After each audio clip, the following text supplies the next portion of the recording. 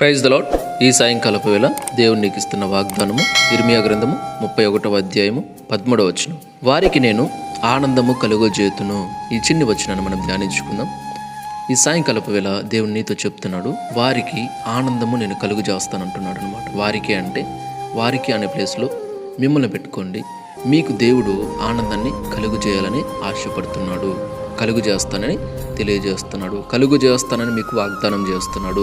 Praise the Lord. ఈ సాయంకాలపు వేళ ఎంతమంది అయితే అనేక రకాల సమస్యలను చూసి కురింగిపోతున్నారు, నలిగిపోతున్నారు, నాకు గర్భఫలం లేదని బాధపడుతున్నారు, నేను అప్పుల పాలైపోయాను బాధపడుతున్నారు, నాకు ఇంట్లో ఎప్పుడూ సమస్యలను బాధపడుతున్నారు, నా జీవితంలో ఏందో నాకు నెమ్మది లేకుండా పోతుంది, సమాధానమే లేకుండా పోతుంది, కాసేపు కూడా ప్రశాంతంగా నేను ఉండలేకపోతున్నాను, ఎంతమంది బాధపడుతున్నారు. చాలా మంది సందు దొరికితే చాలు కన్నీరు మున్నీరైపోతుంటారు, సమస్యలను బట్టి ఏడుస్తుంటారు. అలాంటి వారందరిని బట్టి చాలా మంది నాకు జాబ్ రాలేదని ఏడుస్తూ ఉంటారు, చాలా మంది ఫైనాన్షియల్గా నేను సెటిల్ కాలేకపోతున్నాను అని చెప్పేసి ఏడుస్తుంటారు, చాలా మంది నాకు ఇల్లు లేదని ఏడుస్తుంటారు, చాలా మంది నాకు ఈ అనారోగ్యం ఎందుకు పోవట్లేదు, ఈ అనారోగ్యంతో చచ్చిపోతున్నాను భయపడుతూ బాధపడుతూ ఏడుస్తూ ఉంటారు.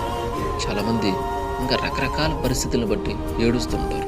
ఇక్కడ వాక్యం ద్వారా దేవుడు చెప్తున్నాడు ఏమంటే, నేను వారికి ఆనందము కలుగజేతును అంటున్నాడు. మీ మారా అనుభవం, మీ చేదైన అనుభవం, మీ కన్నీటి అనుభవం, మీ ప్రతి పరిస్థితిని బట్టి కూడా మీ జీవితంలో నా దేవుడు ఆనందాన్ని కలుగజేయబోతున్నాడు.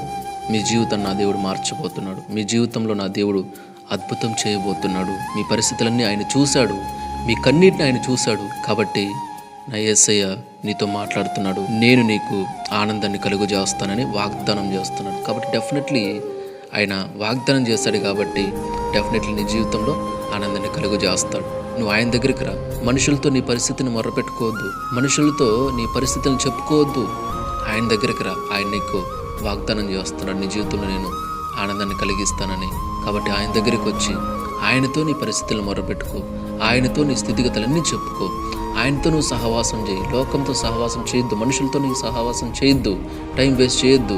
నువ్వు యేసయ్య దగ్గరికి రా. అప్పుడే నీ జీవితంలో గొప్ప కార్యం నువ్వు చూస్తావు. అప్పుడే నీ జీవితం మారుతుంది. అప్పుడే నీ మారా అనుభవం, చేదైన అనుభవం ఆనందంగా మార్చబడుతుంది, నాట్యముగా మార్చబడుతుంది అని ఈ వాక్యం ద్వారా దేవుడు నీతో స్పష్టంగా మాట్లాడుతున్నాడు అనమాట. కాబట్టి ప్రతి ఒక్కరు కూడా ఆయన దగ్గరికి రండి.